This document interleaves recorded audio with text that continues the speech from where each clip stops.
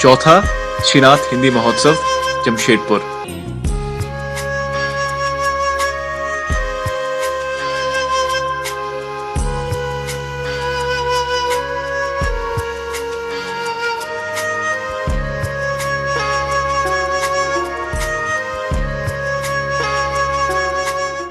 कुछ ही दशक बीते होंगे जब जमशेदपुर शहर तथा आसपास के कई शहरों में एक ऐसा किरदार इतना प्रचलित था जिसकी कोई सीमा नहीं।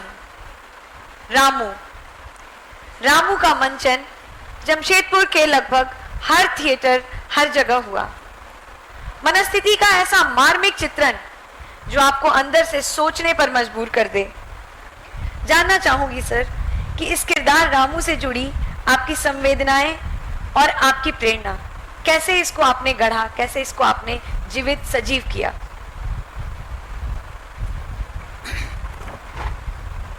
वास्तव में ये जो रामू है एक तरह से नौकर के लिए रूढ़ हो गया है। घर घर में कोई ना कोई रामू है। और जब हमारे देश में आधुनिक लहर की जिंदगी शुरू हुई, जहां पति पत्नी दोनों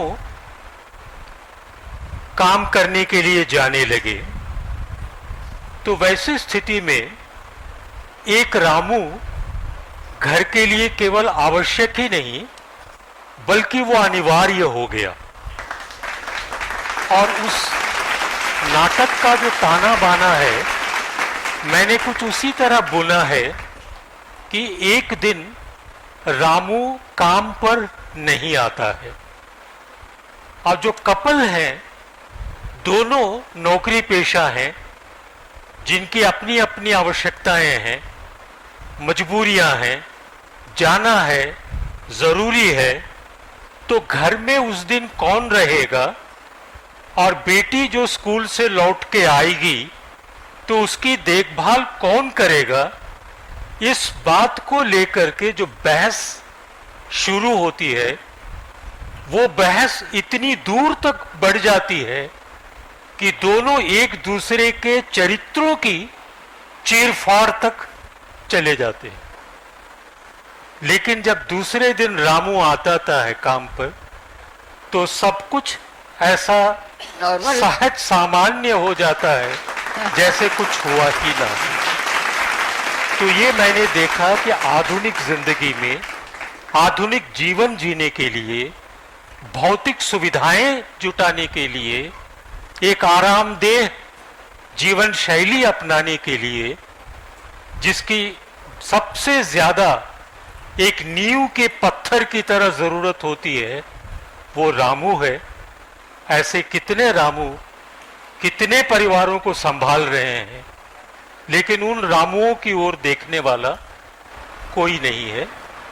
तो व्यक्तिगत रूप से उस रामू के प्रति मेरी एक काल्पनिक संवेदना थी, वो काल्पनिक पात्र था। लेकिन घर में नौकर या नौकरानी ना हो तो घर का परिवेश क्या हो जाता है, वो तब भी मैं जानता था, अब भी जानता हूं, आगे भी जानता रहूंगा। ठीक है, धन्यवाद सर। अब आपसे एक प्रश्न था। शुरुआती दौर पर जब आप लिखना आरंभ किए थे, तो उस वक्त आप जब किताब पब्लिश हुआ करता था, जब उसका लोकार्पण हुआ करता था, तो कुछ समय लगता था, करीब कई दिन, हो सकता है कुछ सप्ताह, कुछ महीने लग जाते होंगे आपको फीडबैक मिलने का। और अभी एक शब्द से आप बहुत अच्छी तरह से वाकिफ है, जिसे आमतौर पर ट्रोलिंग कहा जाता है। फेसबुक पर पोस्ट इमीडिएटली आ जाते हैं, यहां तक कि आप बता रहे थे कि कई दफे आपको कॉल्स भी आते हैं, लोग नंबर ढूंढकर अलग अलग इनोवेटिव तरीके से गालियां देते हैं, केस करने के लिए भी धमकी देते हैं। तो आपको कैसा लगता है अब जब आप लिखती भी हैं ऐसे चीजें जो विवादित हो जाती हैं? अब तो ऐसा हो गया है कि लोग इंतजार करते हैं कि कब लिखेंगी और कब विवाद बने। हाँ, फिर लिख दिया क्या, लिख दिया क्या, ऐसा क्या लिखा, मैत्री जी ने लिखा है, क्या लिखा है क्या, मतलब कुछ तो परमानेंट है ऐसे जो इंतज़ार करते रहते हैं और उसको फिर मेरे लिखे को उसमें कर देंगे, बड़े बड़े अक्षरों में वो कर देंगे कि ये है। शायद जो फेसबुक पे हैं उनको पता होगा कि मैंने ये लिख दिया कि बिहारवासिनी स्त्रियां नाक तक सिंदूर क्यों पोत लेती हैं। अब तो उस पर इतना बवंडर मचा कि मैं क्या बताऊं, कितनों को तो मैं अनफ्रेंड करूं, कितनों को ब्लॉक करूं, गालियों पे गालियां देते जा रहे, गालियों मैं, मुझे भी, मेरे पति को भी, और पति भी फेसबुक पे हैं। अब घर में और एक कांड शुरू हो गया। क्या लिख रही हो ऐसा जो हमें गालियां मिल रही हैं, तुम नहीं मानोगी। वो अभी तक तो ये किताबें लिखती थी, अरे यार किताब तो बहुत दिन में पढ़ता है आदमी, यहाँ तो तुरंत आ रहा है, ये क्या बड़ा मुसीबत। उससे अभी तक भी जब भी छठ मनाएंगी औरतें, मेरी बात उन्हें याद आएगी कि ये कह रही थी वो। तो दूसरी बात ये पद्मावती पिक्चर आई थी तो मैं पहले ही लेख लिख चुकी थी कि पद्मावती को मैं नहीं जौहर व्रत किया। तो क्यों किया उसने जौहर व्रत? मुझे तब ठीक लगती जब जल के नहीं मरती, लड़के मरती। मैंने ये लिखा, बहुत दिन पहले ही मैं लेख लिख चुकी थी और मैं कानपुर में इस भाषण को बोल भी चुकी थी। लेकिन अब जब पद्मावती आई पिक्चर तब भी मैंने लिख दिया ये। तो मेरे ऊपर सारी करणी सेना और जितनी सेनाएं थी सब एकदम हमला बोला उन्होंने और कहा तेरे घर का पता ले लिया है हमने, तू कहाँ रहती है सब पता है, तेरा पति कहाँ रहता है वो भी मालूम है, अब तू समझ ले। मेरा तू करके मुझे करे, यहाँ तक कि मेरे ही जो दो मेरी सहेलियों के रिश्तेदार जो असली ठाकुर वो भी मुझे गालियां दे रहे। मैंने कहा ये क्या हुआ, जब तो किसी ने नहीं दी थी, जब कानपुर के हरमापुर कॉलेज में मैंने बोला था सबके सामने, ये क्या हुआ? इसलिए हुआ कि पद्मावती पिक्चर आ रही थी और वो एक राजनीतिक स्टंट बन चुका था। तो ये तो मैंने दो घटनाएं सुना दी, लेकिन अक्सर गालियां मिलती हैं। पहले तो लगता था बुरा, अब तो मैं भी इंतजार करती हूँ कि कोई ट्रोल कर रहा है क्या। हाँ, ये चाक उपन्यास जो छपा, चाक उपन्यास में इतनी गालियां मिली, 150 समीक्षाएं छपी और उसमें 5 समीक्षाएं भी मेरे फेवर में नहीं थी। सब में कि इसने समाज को बिगाड़ दिया, इसने स्त्री को बिगाड़ दिया, ये ऐसी स्त्री ला रही है, ये है, इसका चरित्र क्या है, सीधे मेरे चरित्र पे आ जाते हैं। तो ट्रोल होना हमारी नियति है, अब हम उसको एंजॉय करते हैं ट्रोल होने या आप सभी को बता दें कि मैडम सिर्फ लिखते वक्त जुझारू नहीं रहती हैं, वो वॉक करते वक्त भी लड़ जाती है, खासकर कोई पीछे से चेन खींचने की कोशिश करे। वो भी बता दें, वो बिल्कुल भी लड़ने की आदत है शायद, ऐसे लग रहा है। हाँ, लड़ती लेकिन हस्बैंड से नहीं उनसे नहीं लड़ती है ना। उनसे तो बड़े मान के आदर है, तो क्योंकि फिर तो घर सारा कुछ बिगड़ जाएगा।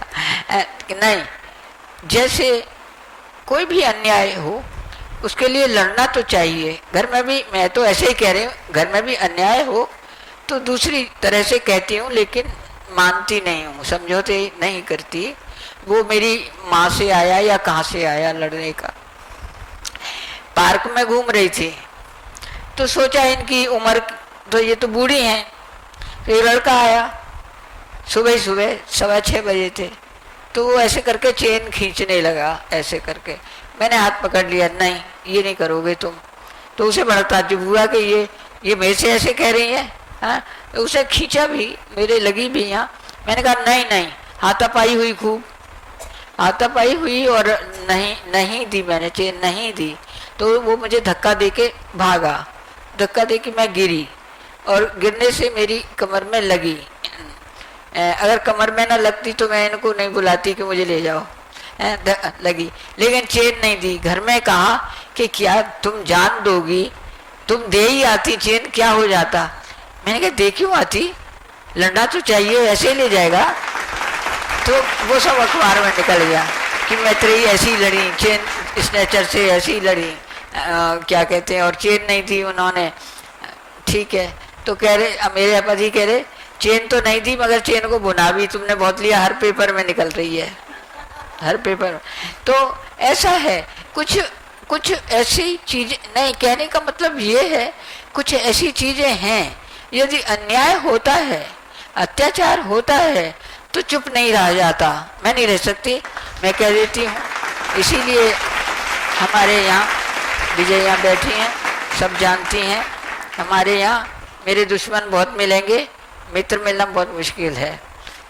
और पूरे ग्रुप में एकदम धावा बोलते हैं लोग। मैं कह देती हूँ नहीं, नई लेखिकाएं अभी ठीक नहीं लिख रही हैं, बस हो गई चालू। हाँ और इंतजार किया, कुछ उनके दोस्त हैं, कुछ और भी हैं, वो इंतजार करते रहते हैं। अच्छा फिर कहा क्या इनने कुछ?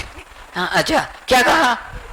एक दूसरे से वो हो जाएगी और फिर चालू हो जाएंगे। तो ऐसा है, मुझे लगता है सच के दुश्मन बहुत होते हैं।